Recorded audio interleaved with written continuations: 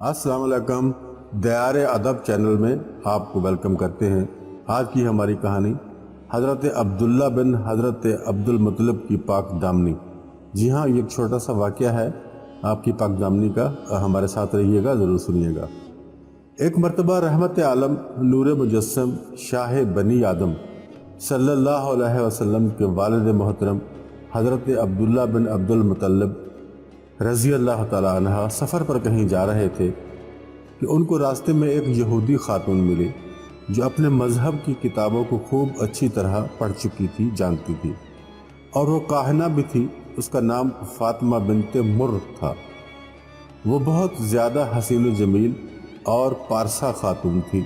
سب لوگ اس سے شادی کے خواہش مند تھے۔ خوبصورتی اور حسن و جمال اس کی شہرت کی وجہ تھا۔ جب اس خاتون کی نظر آپ رضی اللہ تعالی عنہ پر پڑی تو اسے آپ رضی اللہ تعالی عنہ کی پیشانی میں نور نبوت چمکتا ہوا نظر آیا۔ وہ آپ رضی اللہ تعالی عنہ کے قریب آئی اور کہنے لگی، اے نوجوان، اگر تم ابھی مجھ سے مباشرت کر لو تو میں تمہیں 100 اونٹ دیتی ہوں۔ یہ سن کر شرم و حیا کے پیکر حضرت عبداللہ رضی اللہ تعالی عنہ نے فرمایا، مجھے حرام کام میں پڑنے سے موت زیادہ عزیز ہے اور حلال کام تیرے پاس نہیں ہے، یعنی تو میرے لیے حلال نہیں ہے، لہٰذا میں تیری ایسی کوئی خواہش پوری نہیں کر سکتا۔ پھر آپ رضی اللہ تعالی عنہ گھر تشریف لے گئے۔ وہاں انہوں نے اپنی بیوی حضرت آمنہ رضی اللہ تعالی عنہ سے صحبت فرمائی۔ چند دن گزرنے کے بعد ایک بار پھر آپ رضی اللہ تعالی عنہ کی اسی عورت سے ملاقات ہوئی۔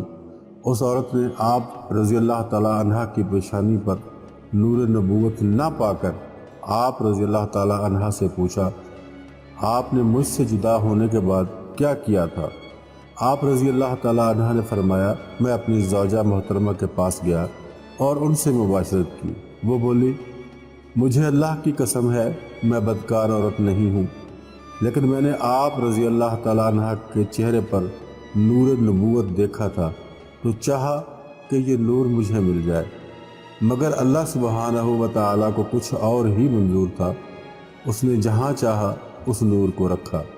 جب یہ بات علاقے کے لوگوں کو معلوم ہوئی تو انہوں نے اس عورت سے پوچھا کہ کیا واقعی عبداللہ رضی اللہ تعالی عنہ نے تمہیں قبول نہیں کیا تھا اور تم نے اسے اپنی طرف آنے کی دعوت بھی دی تھی؟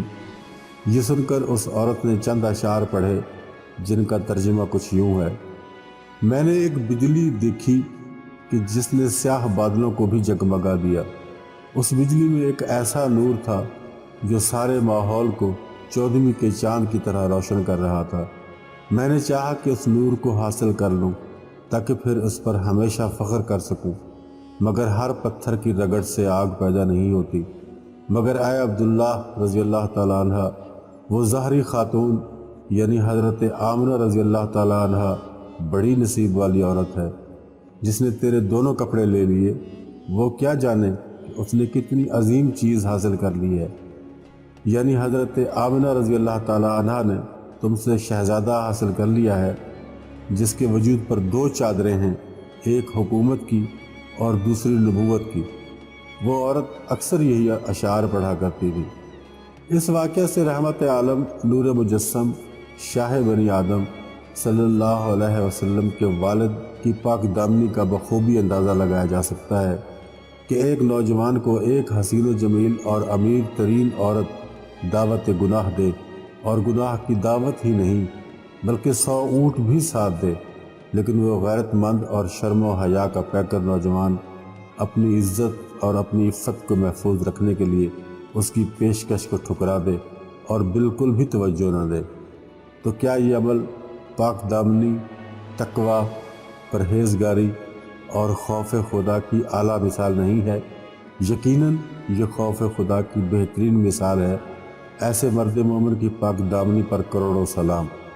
حضرت عبداللہ بن عباس رضی اللہ تعالیٰ عنہ سے مروی ہے کہ حضور صلی اللہ علیہ وسلم کا فرمان ہے کہ اللہ تعالیٰ نے مجھے پاک پشتوں اور پاک رحموں میں منتقل کیا۔